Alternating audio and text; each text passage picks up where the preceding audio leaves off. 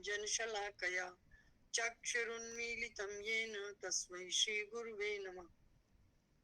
ॐ लक्ष्मीकान्तसमारम्भां नाथयामुनिमध्यमाम् अस्मदाचार्यपर्यन्तां वन्दे गुरुपरम्पराम्। सभी के हृदय में निवास करने वाली उच्च सर्वोच्च सत्ता को मेरा शत शत प्रणाम वंदन नमः। हम थे कि प्रभु हमें बता रहे थे अपनी विभूतियों के बारे में, और उन विभूतियों को जान रहे हैं हम सभी। ये खाली अर्जुन का प्रश्न नहीं है, ये हम सब के प्रश्न हैं कि हम प्रभु को जानना तो चाहते, और जानकर हम मान लें तो हम उसके पास पहुंच जाएंगे, लेकिन कुछ भी करने से पहले जानना आवश्यक है। तो उस जानकारी को प्रभु यहाँ दे रही हैं। तेषां सतत युक्तानां भजतां प्रीतिपूर्वकं ददामि बुद्धि योगंतं तेन मापुपयांति ते। कि वो निरंतर जो मेरे ध्यान में लगे हुए हैं, यहाँ निरंतर शब्द बार बार प्रभु ने कहा है कि खाली तुम्हें नियम नहीं पालन करना, उसमें सततता होनी चाहिए, निरंतरता होनी चाहिए।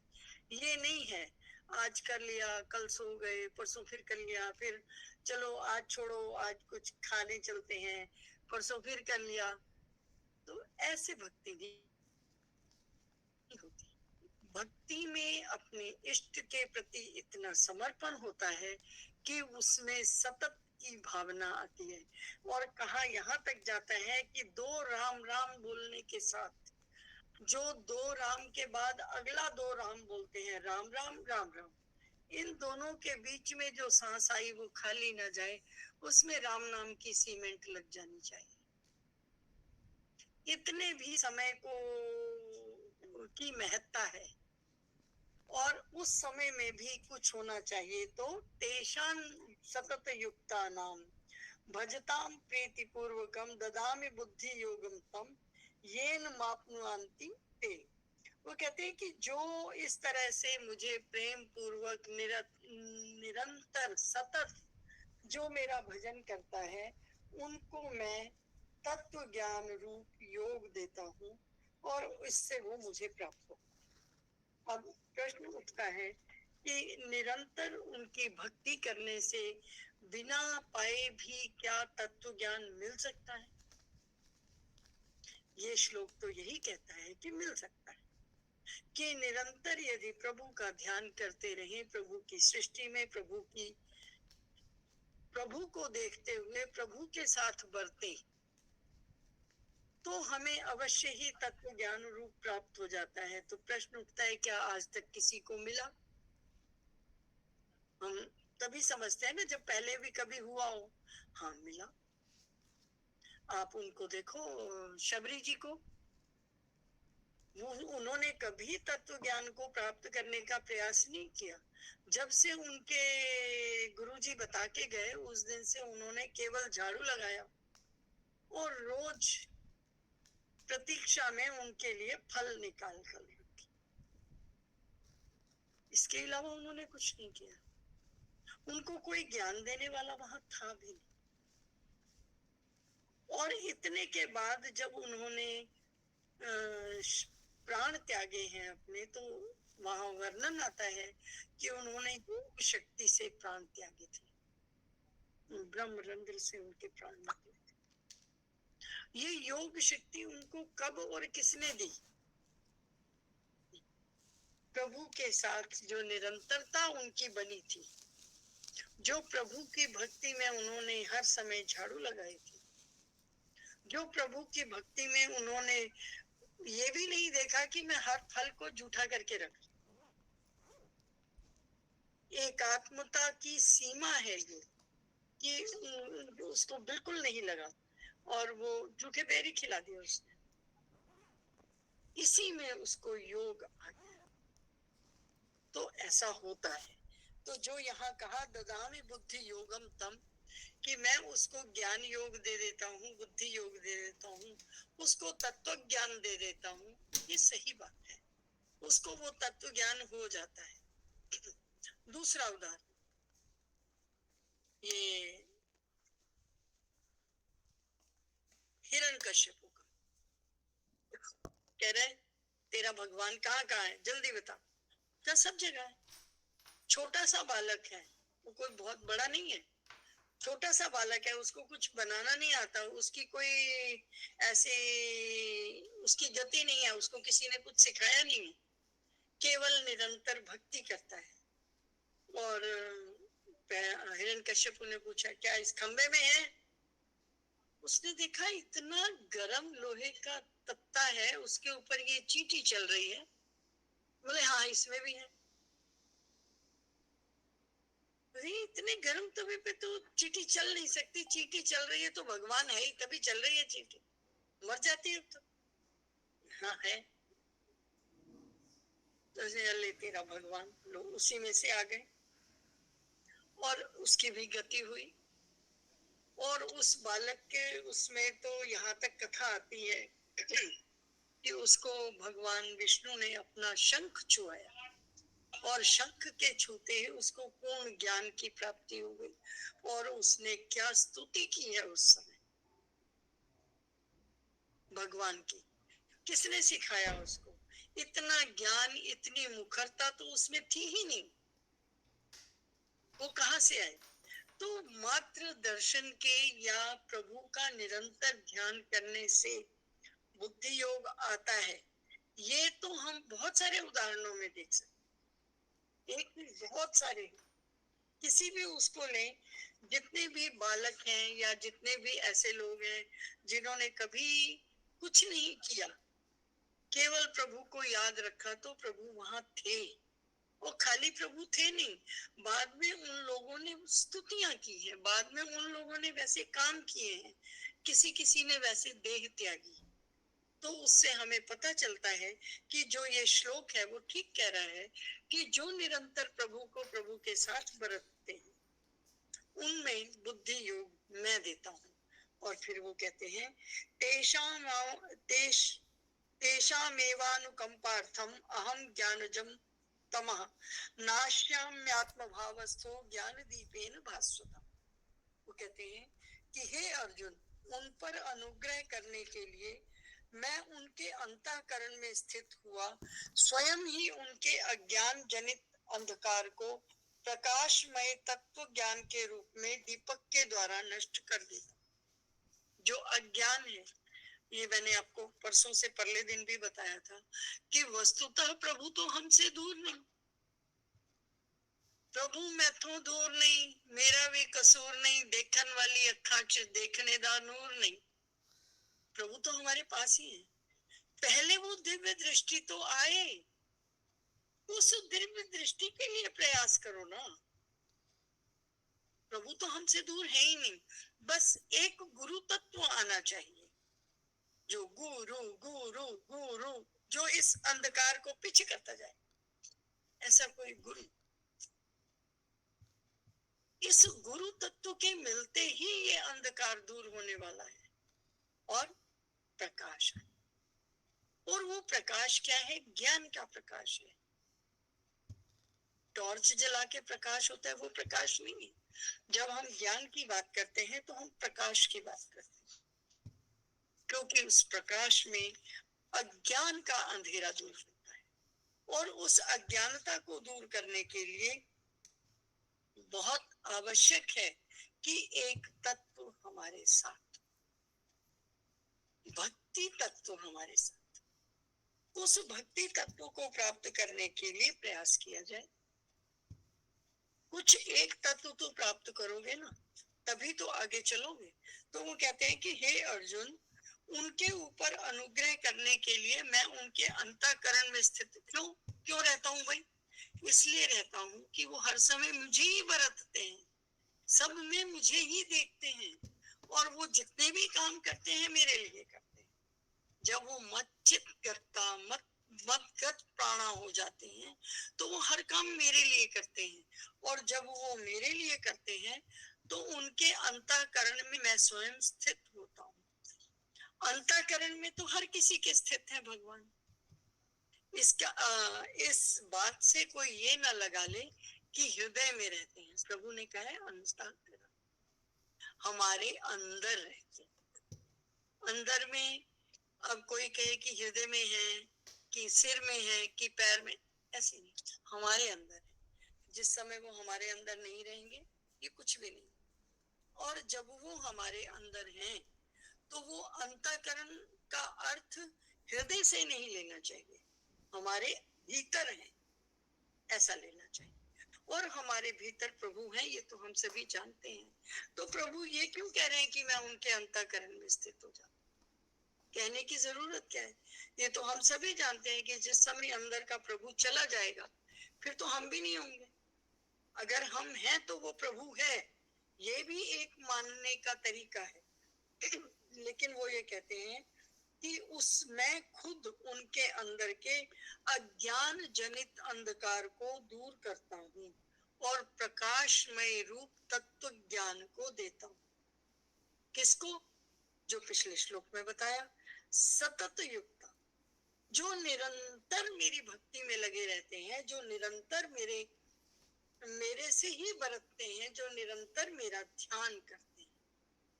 और ये सतत शब्द बहुत मुख्य है।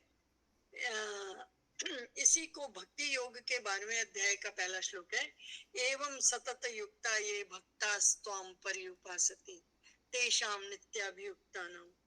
तो वो कहते हैं कि निरंतर जो मेरे ध्यान में लगा हुआ है, निरंतर का अर्थ क्या है कि एक पल भी उसकी सृष्टि में हम किसी ऐसे को नहीं देखते जहां वो नहीं।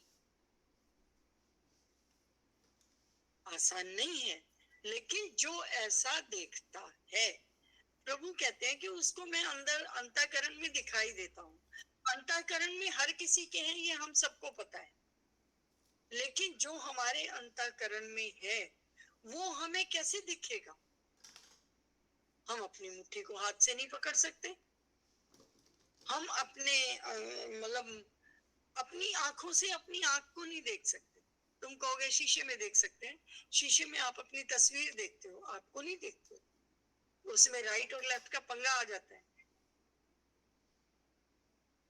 आप दर्पण देखते हो लेकिन आप अपनी आंखों को कभी नहीं देख सकते।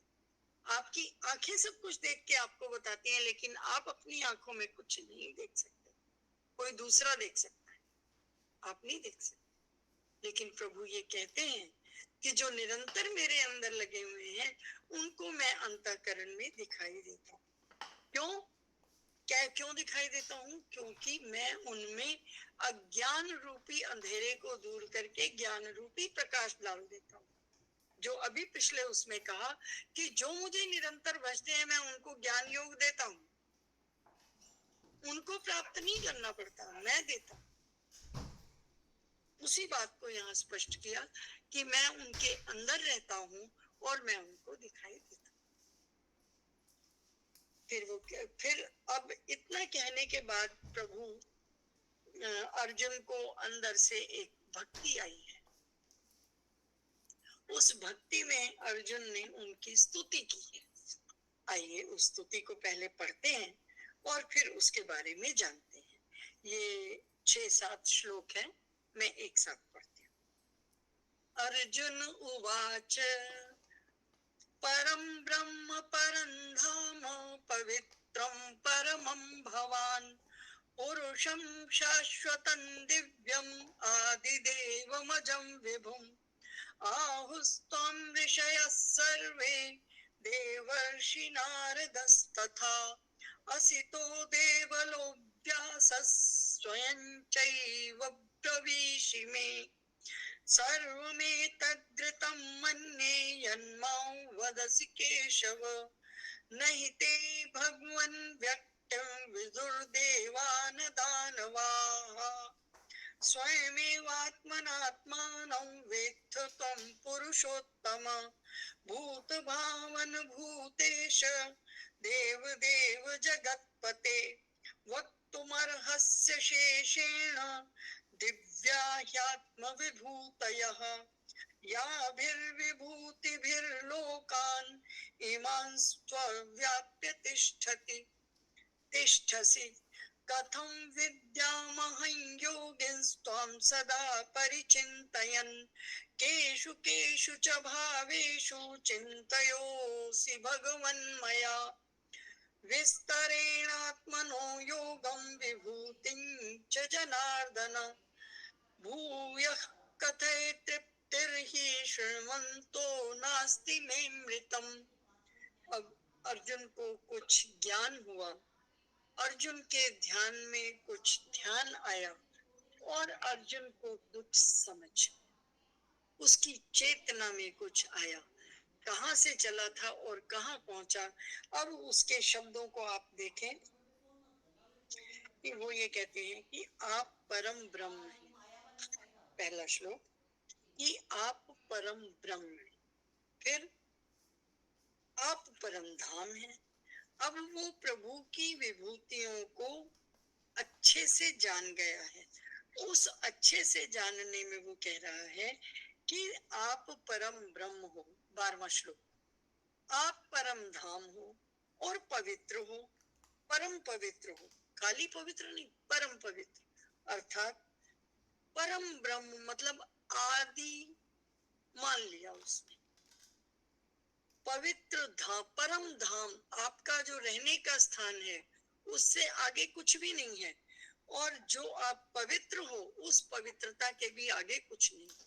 उसने तीनों शब्दों के साथ परम शब्द लगाया है और फिर उसने ये कहा है कि जो आप पुरुषम शाश्वतम दिव्यम आदिदेवम अजम विभुम, अर्थात ऋषिगण सनातन दिव्य पुरुष, देवों का भी जो आदि देव है, अजन्मा है, सर्वव्यापी कहते हैं, वैसे ही देव ऋषि नारद। ये अगला आ गया, यहीं तक लेते हैं आज 12वें श्लोक तक कि इनको हम अजन्मा, सर्वव्यापी और आदि देव कहते हैं। अब प्रश्न यहाँ हमारे दिमाग में ये उठ सकता है कि ऐसा अर्जुन को कहने की आवश्यकता क्यों हुई कि आप परम ब्रह्म हो, आप परम धाम हो और आप परम पवित्र हो। ये तीन बातें उसने इस श्लोक में मुख्यतः कही, बाकी भी उसने कहा। मुख्यतः प्रभु के लिए, प्रभु की स्तुति में, प्रभु को बताते हुए ये तीन बातें वो बोल रहा है कि आप परम धाम हो, परम ब्रह्म हो, परम पवित्र हो। उसको ऐसा कहने की जरूरत क्या हो? क्योंकि मैं कहती हूँ ना कि अगर हमारे सामने प्रभु आ जाए तो हम उससे सर्टिफिकेट मांगेंगे, ये सत्य है। हम किसी से कम थोड़ी हैं। हम तो सबसे पहले बुद्धुओं में नंबर 1 तो मैं, और वो तो सबसे पहले कहेगा प्रभु पहले आप ये बताओ वास्तव में प्रभु हो तो मैं आगे चलूं, है ना? क्योंकि हम उसको जान कैसे सकते हैं? इस इंद्रिय से उस अतीन्द्रिय को जाना नहीं जा सकता। ये मैंने आपको परसों कहा। ये शाश्वत सत्य है, उसको जानने के लिए प्रभु की कृपा चाहिए। अर्जुन ने इस समय जाना क्योंकि भगवान उसको जन्माना चाहते थे। उन्होंने पहले उसको परम विद्या बताई, परम गुह्य रहस्य बताया, राज विद्या बताई, राजगुह्य योग बताया, अविकंप योग बताया, फिर आकर यहाँ पर अपनी विभूतियां दोबारा बताई। क्यों बताई? उन्होंने कहा कि क्योंकि तुम मुझे प्रिय हो, मैं तुम्हारा हित चाहता हूँ, हित काम्यया, कि मैं तुम्हारा हित चाहता हूँ, इसलिए बता रहा हूँ। इतना जानने के बाद वो कहता है कि आप परम ब्रह्म हो, परम धाम हो, परम पवित्र हो। अब आप ये देखें कि भगवान कृष्ण नहीं, कृष्ण जी, भगवान को एक बार पीछे करें। कृष्ण जी जब पैदा हुए, उन्होंने कितने सारे लोगों को मारा, पूतना को मारा, त्रिणासुर को मारा, कितने सारी इन्होंने लीलाएं की। क्या कभी देवकी या नंद बाबा ने भगवान माना? देवकी को इन्होंने अपने मुंह में पूरा ब्रह्मांड दिखाया, देवकी ने माना? सारी गोपियां जानती थी कि ये कृष्ण एक है, हम सब के साथ अलग अलग रास लीला हो जाती है। हम सब हर समय इसको देखते हैं, हम सब हर समय इनके साथ रहते हैं। सबके साथ ये कैसे रह पाते हैं? माना वो उनको अपने ही सखा के रूप में याद करते रहे। कभी दामा या जो इनके मित्र थे उनमें से किसी ने माना कि ये भगवान है? नहीं माना। और बिल्कुल बच्चों के जैसे शिकायत लगाना, देखो देखो इसने माखन खा लिया, यशोदा माँ देखो देखो देखो दुर्गा इसने मेरी मटकी फोड़ दी। किसी ने नहीं माना कि वो भगवान थे।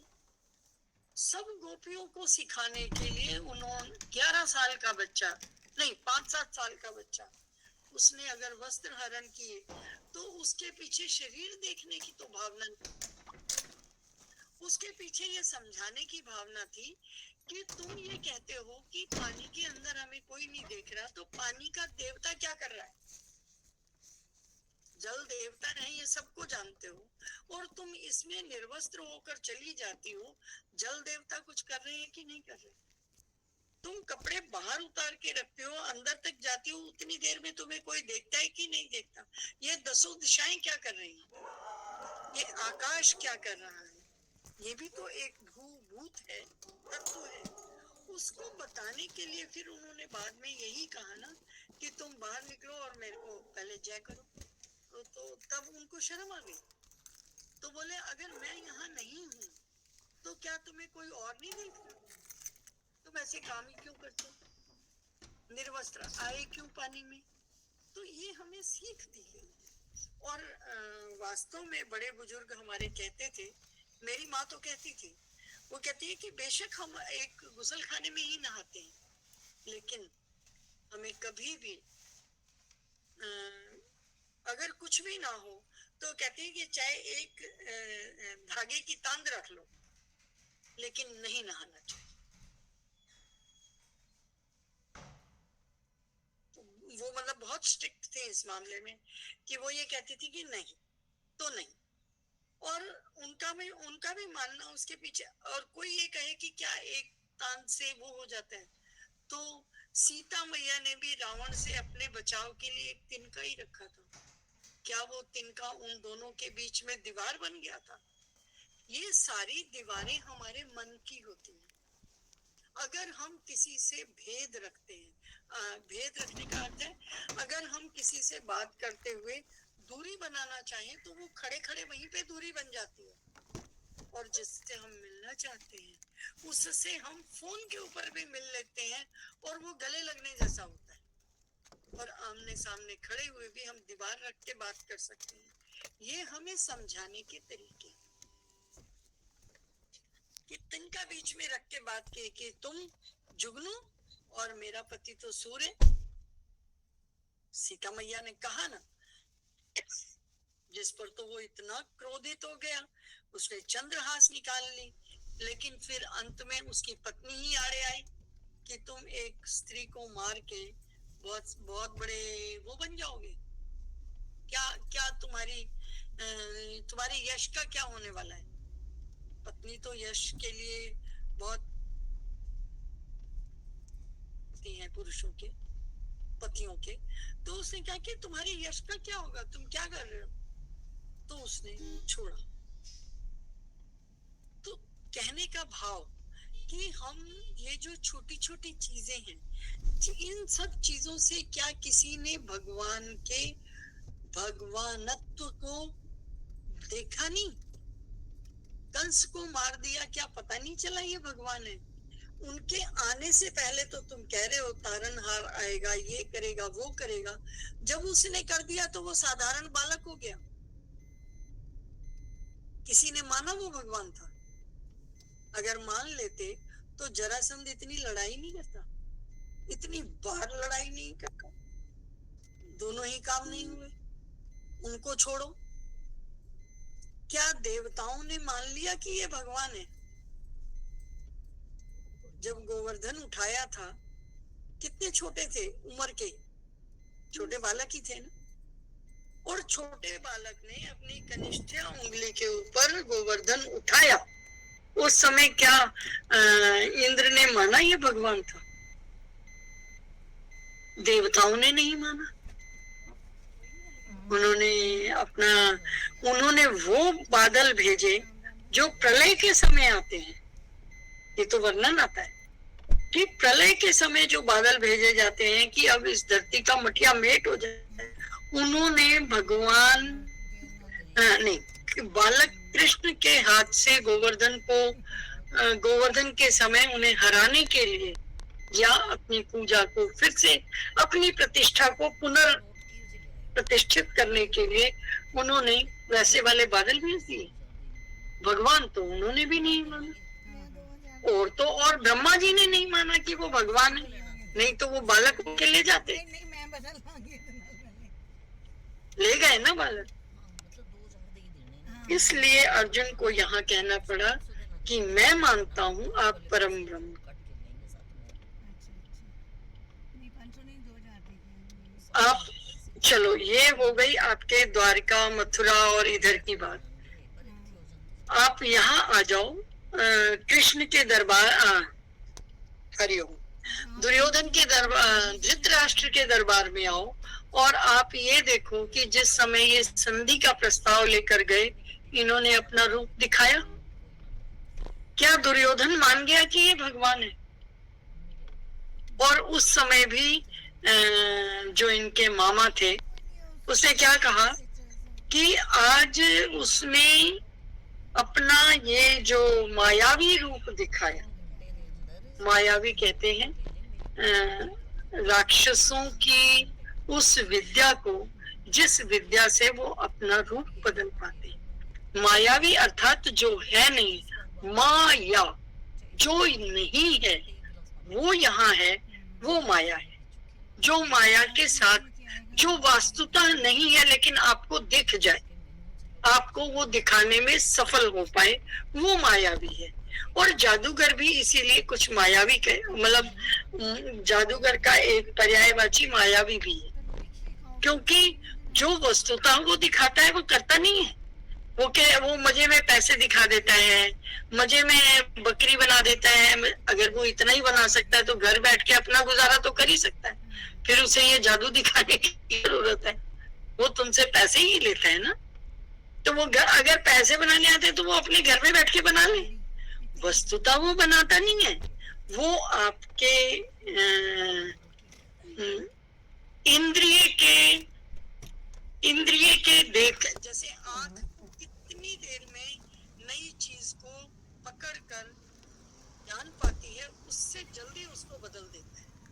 इसलिए आपको पता कि समय बदला है, यही बता दिया उन्होंने कि मायावी था और इसने अपनी माया दिखा दी। भगवान तो कभी भी किसी ने नहीं माना।